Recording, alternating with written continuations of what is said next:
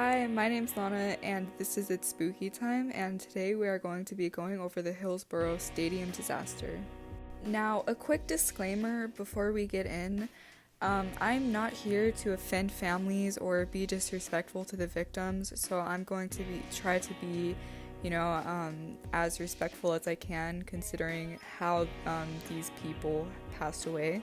And quick warnings for people who might be sensitive to these subjects. We are going to be covering suffocation, death of people, death of minors, and police. We are going to be getting a little bit into police, and yeah. So feel free to click off now if you're not comfortable with that, and we'll get right into it. So basically, on April 15th, 1989, a football game was scheduled at the Hillsborough Stadium in Sheffield, I have no idea how to pronounce that, in Sheffield, South Yorkshire, England. So before we start talking about the tragedy that took place, I'm going to give a little bit of background info so that, you guys can kind of get a picture in your mind of what was going on and what led to the events of this particular event happening. So this is a picture of the layout, and you can see kind of where it is with the soccer goal and, the stands and all of that, and where the people were coming in from. Now, this event was very, very big, okay? This was one of the games, and the crowds were already losing it. Now, the fans were separated because they didn't want the fans to fight and, cause all of that trouble. This event had 40,000 to 50,000 people coming into the stadium. Of course, it was a huge event, like I stated before. Now, on this side that we are talking about, there were only 23 ticket booths open, while on the other side, for some reason, there were 29 open, so they already had an advantage and it was easier to get in over there, which kind of leads you to wonder, what happened? Why was this so chaotic? Why were they uneven? Why were there 23 on one side and 29 on the other? And listen, I know that doesn't sound like a big difference, but literally anything that they could have done to help this situation, they should have done it because it was out of control. Now, some people, they made mistakes and they went into the wrong ticket booth. And that's fine, stuff happens, and it could have been someone's first time, it could have been anything. There are so many variables to what could have led people to go to the wrong, ticket station.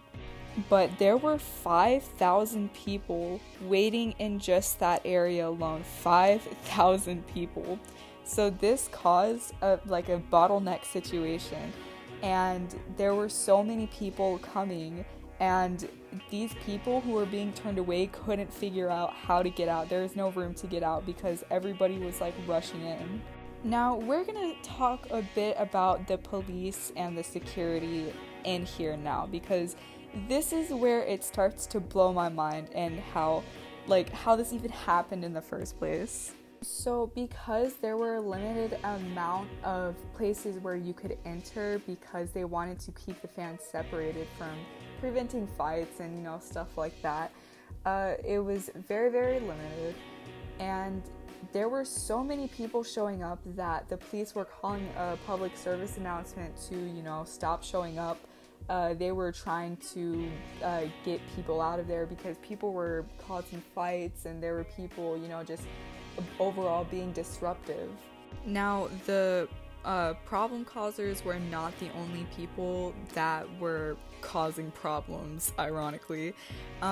People who were showing up to the game, some of them were family members or friends and stuff like that, and they were just standing outside and they weren't really in a hurry to get into the game. So this caused a lot of congestion leading up into going into the stadium, which was also a huge problem and fed into the bottleneck situation.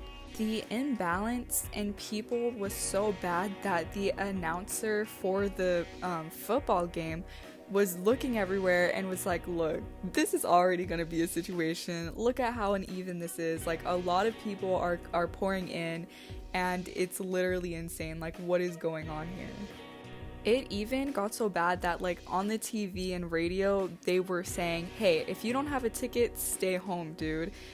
Figures people wouldn't have stayed home given our current situation. People will never learn to just listen when people say stay home, I guess. Okay, so remember how I mentioned police?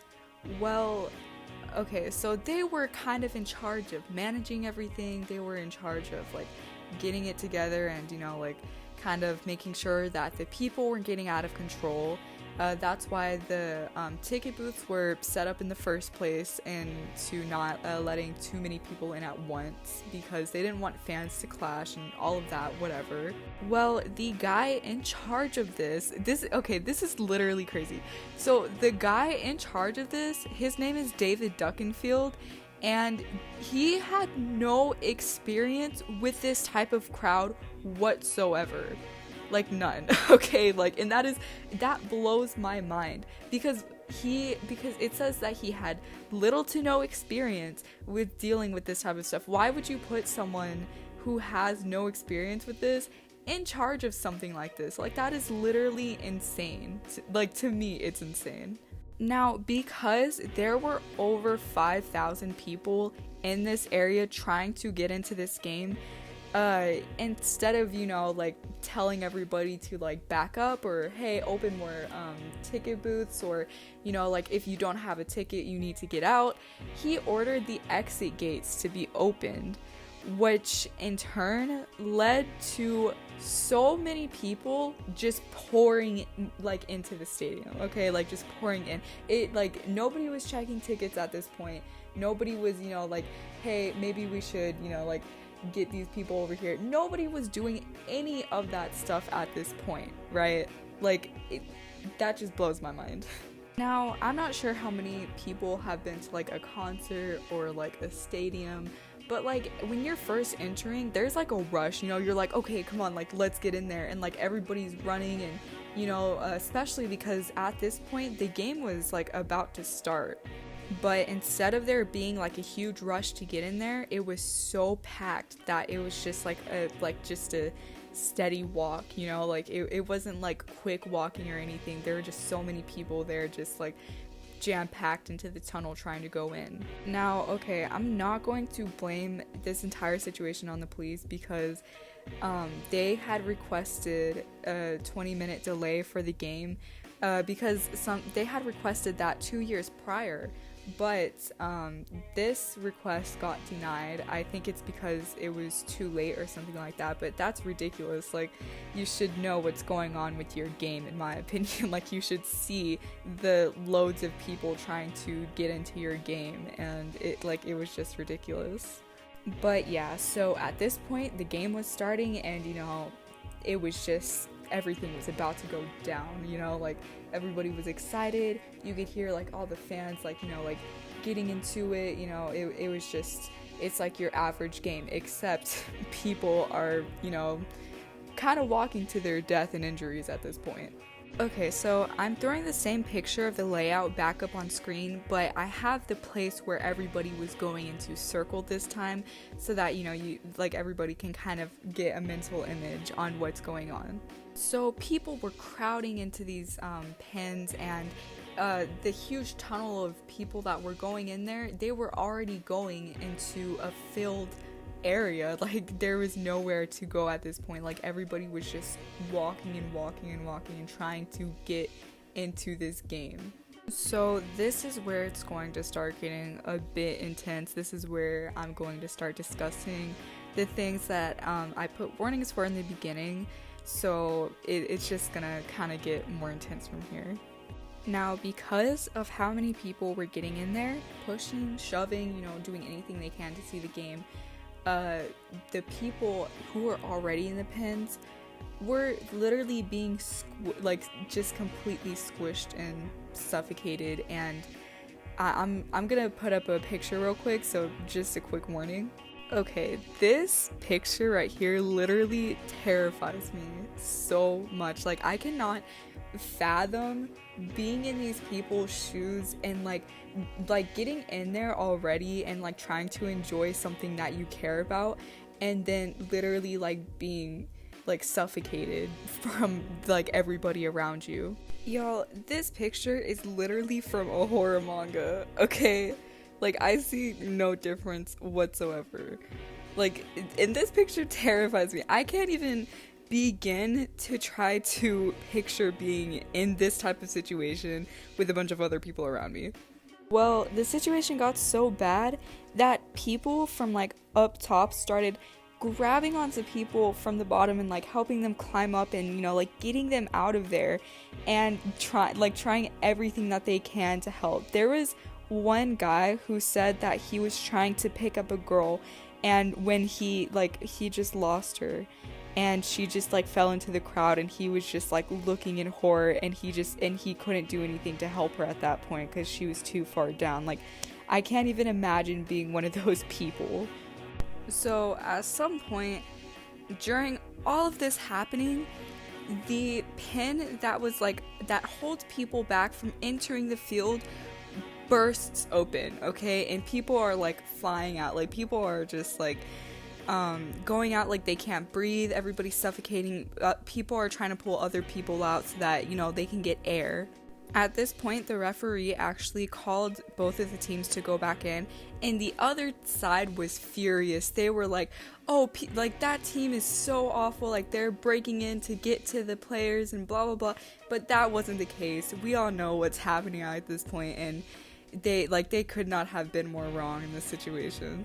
Now, at this point, it gets really ridiculous because there were 44 ambulances outside of this stadium ready to take in people who were like injured or anything, and only one made it in. One out of 44 ambulances. And like, that just baffles me. It baffles me. It truly does. Like, what? Like, people in the crowd were trying to take boards that they had made for the game to lift people up to get them, but they were being stopped by the police. For what? For why? Why were they being stopped by the police? I really want to know. So overall, 96 people were fatally injured. 96. 14 of those 96 made it to the hospital. Like, so many more could have made it to the hospital if those ambulances had gotten inside in the first place. And there was just so much going on, like, around everybody that the police weren't in control, obviously. And literally, like, nobody was being saved from this incident. 96 people died. And it all could have been prevented. Like, what? Speaking of the victims, I really just wanted to take a moment to put their picture up and really, you know, let their faces be out there and put up a reminder and a memory of them, because I just can't even imagine the pain that they went through, like, trying to just do something that they enjoyed.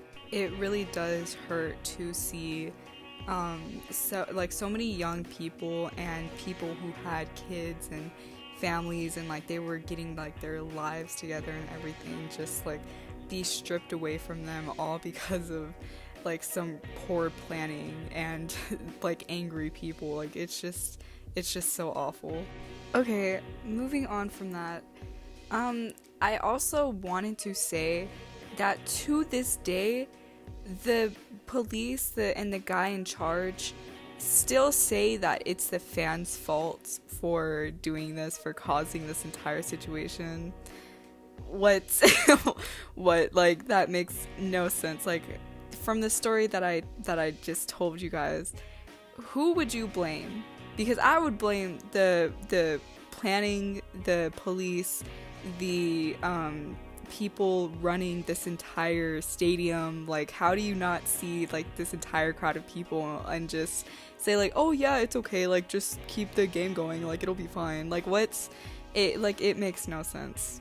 I can literally go on about this topic for a very, very long time, but I'm going to end this recording now because I'm pretty sure that not everybody cares about this as much as I do. It's just very, very mind-boggling to me. But I do hope that you guys enjoyed this. I know this is for like a class assignment, but like I really wanted to have some fun with this because I can talk about something that I'm actually interested in. But yeah, so thank you for listening if you did.